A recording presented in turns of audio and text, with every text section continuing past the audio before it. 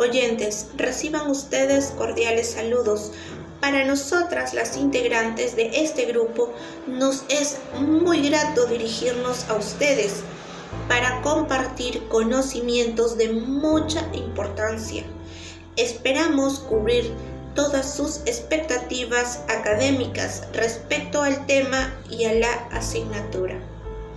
Este grupo está integrado por Elda Honorio Aranda, Pilar Cachi Pérez, Yasuri Ortega Ángel, Geraldine Asmat Castillo y quien les habla, Adelis Zabaleta Chiroque. Todas somos integrantes de la carrera de Educación Inicial, carrera que ofrece la Universidad Católica de Trujillo. La realidad del trabajo. El trabajo es toda actividad mediante la cual el hombre ejerce sus capacidades físicas y mentales. Directa o indirectamente transforma la naturaleza para colocarla a sus servicios. Tales servicios como la tarea doméstica, la investigación científica y tecnológica, pasando por todas las actividades artísticas del espíritu. Los obreros son aquellos que contribuyen al proceso productivo mediante una actividad física permanente. La nueva revolución tecnológica, el aumento de la productividad y la caída del salario. El trabajo obrero fue un tema fundamental en la primera encíclica. Sin embargo, Juan Pablo II fue quien la actualizó. El trabajo como un deber y un derecho. Su valor se mide principalmente por la responsabilidad. Todo trabajo debe ser tratado como expresión de la persona y no por los resultados obtenidos. Cuando la iniciativa privada resulta inoperante o insuficiente, corresponde a los poderes públicos impulsar nuevas fuentes de trabajo. Concepción cristiana del trabajo. Nos quiere decir que el liberalismo clásico en el trabajo no tiene un valor en la mercancía, en la cual nos quiere decir que es un juego incluido donde entre la oferta y la demanda, donde nos quiere decir que el trabajador cuando gana su propio sueldo por sí mismo, tiene la oportunidad de, por ejemplo, de él poder, por ejemplo, él tener de repente lo necesitaría para su familia, por ejemplo, para una accidente cuando lo necesita, o alguna situación económica que él lo necesite. Eso nos quiere decir que el trabajo cristiano en el hombre es necesario y muy importante para el ser humano, ya que nos ayuda en muchas cosas. Por ejemplo, el Papa León XIII nos dice que en realidad que el trabajo en la iglesia, el cristianismo, el hombre, en la iglesia, por ejemplo, puede trabajar en muchas cosas, trabajando en lo que lo indica, lo que es, o sea, lo que él se dedica, ¿no?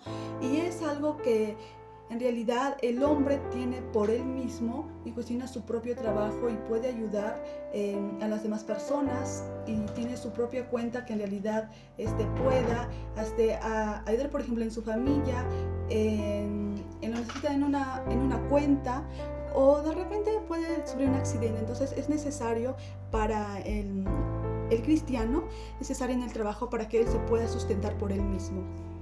El drama del desempleo y de la exclusión. En ese tiempo habían duras exigencias, como era la crisis económica y el someter a los trabajadores. La sociedad se dividía en dos. En la sociedad incluida, con un salario digno, con un salario justo, y la sociedad excluida, la cual no tenía ningún amparo. Los impuestos que cobraban los ricos de todas sus ganancias eran divididas a todos los pobres. El Estado se encargó de desarrollar las políticas activas. La exclusión se define como una pobreza de supervivencia insegura. También tenemos lo que es que el Estado, al momento de desarrollar sus políticas activas, empieza a generar trabajos en las medianas empresas, como que también empiezan a salir los trabajos sociales y a generar empleos. Gracias. Bondades y peligros de la revolución tecnológica.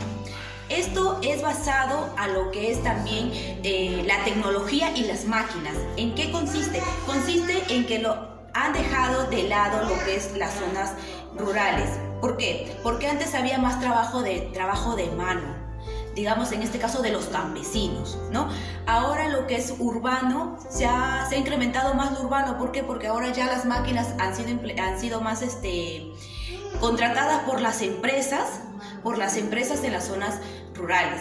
Ya no hay mucho trabajo de mano de obra, entonces ya no les deja como una creatividad a los trabajadores, ¿no? Porque ya no están más responsables, ya no hay su creatividad de ellos en cómo poder trabajar o a innovar o hacer un cambio, sino que ahora todo es máquina. ¿Por qué? Porque a las empresas les conviene de alguna u otra manera trabajar con máquinas, ¿no? Eso es lo que está en la actualidad también hay eso en la actualidad, que también ha habido bastantes cambios. También toca el tema lo que es el Papa Juan Pablo II. También, ¿por qué? Porque él, como él dice, él apoya, sí, apoya, pero también que que no hay una parte de discriminación al trabajador, sino que también se le dé lo que es el apoyo al trabajo. El tema prevención social. ¿Qué nos quiere decir el tema prevención social? Es el derecho al trabajador, el derecho a un seguro de vida, porque esto ya le cubre ante una desgracia o ante un peligro que puede ocurrir dentro de su trabajo. Con esto ya recibe una indemnización los familiares del accidentado. ¿Por qué? Porque esto de acá sí o sí tiene un beneficio para el trabajador, ¿no? Anteriormente podemos ver que solamente había un seguro, ¿no? En su actualidad, pero ahorita, como podemos ver, hay varios seguros privados que existen. No solamente puedes contar con un solo seguro, sino puedes contar con 2 seguros de vida, ¿no? Que obvio que va a recibir más indemnización el familiar que se quede, ¿no? ¿Qué más? El Papa Juan Pablo II también apoya de alguna otra manera al derecho que el trabajador debe tener un seguro de vida y un salario justo. Eso apoya el Papa Juan Pablo II. El grealismo auténtico. El grealismo auténtico es la flexibilidad que nos da a conocer que el trabajo nunca dura para siempre. Sin embargo, los trabajadores en ese tiempo tenían el gran temor al perder puestos de trabajo, ya que trabajaban en peores condiciones, por lo que 24.000 personas habían perdido puestos de trabajo en ese tiempo, por lo que Rero Novaro había apoyado los derechos de los trabajadores. Además, los sindicatos constituyen una principal herramienta que tenían que lograr la solidaridad de los trabajadores para poder cuidar la democracia interna de los gremios. Finalmente, el Papa Juan Pablo II defendió el sindicato para poder lograr la lucha y la solidaridad de los trabajadores en ese tiempo como un factor decisivo del orden de la sociedad y de la solidaridad de los trabajadores en ese tiempo. El derecho a la huelga está planificado en la enseñanza social de la Iglesia, por lo que la reproducción industrial nos da a conocer que la huelga era el único instrumento para mejoramiento de trabajos, ya que en ese momento no existía la legislación ni protección hacia los trabajadores, por lo que también en la Iglesia la huelga era el último recurso ante negociaciones que había. Sin embargo, los recursos onerosos, los obreros se iban a las huelgas, a las condiciones esenciales de vida, ya que ellos querían derechos como ellos trabajadores, como también un salario justo. El salario justo nos quiere decir que los trabajadores, los que trabajan por su propia cuenta, se llaman cuenta propistas, y los que trabajan por un trabajo ajeno se llaman asalariados, en lo cual nos quiere decir que el trabajador trabaja por su economía porque lo necesita, o porque él quiere de repente tener algo por sí mismo, o lo quiere ayudar a su familia, lo que él tiene.